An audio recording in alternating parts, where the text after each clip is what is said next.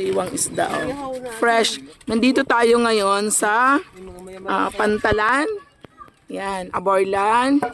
Ito yung daan papuntang Isla Sombrero or White Sand. Oh, yan. Ayan, mga bakawan yan, oh. Ayan. Ayan, guys. Oh.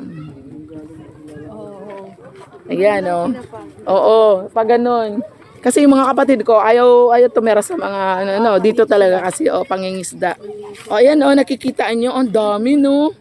Oh, ang dami, puro sariwa, ganyan, sariwang sariwa. Galing sa dagat. Nakikita nyo yan, galing sa dagat.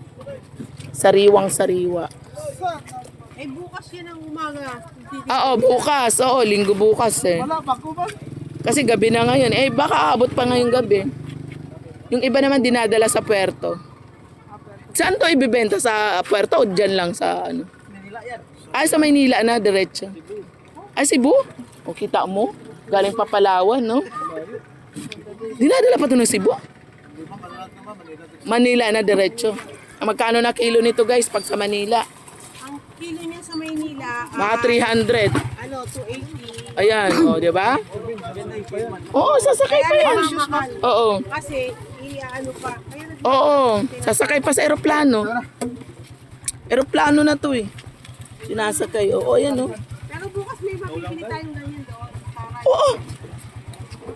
Magang-maga tayo. Maaga tayo. Oo. Ayan. Ayan, guys. So, nandito kami sa Pantalan Port. Oo, may ano na, eh. Pero ayusin din siguro yan. Nakakatawid sila. Papunta doon. Oo, nakakatawid ka. Oo. Sanay lumangoy yung mga yan. Ayan, ganyan kaganda dito. Ayan. Pag pumupunta ako dito, naalala ko yung Thailand. Ang floating market ng Thailand. So, tsaka yung lubok sa Bohol. Yung lubok sa Bohol, ganito halos din. Puro talaga sila dito. Kumadaong ang mag-iiwan. Oo.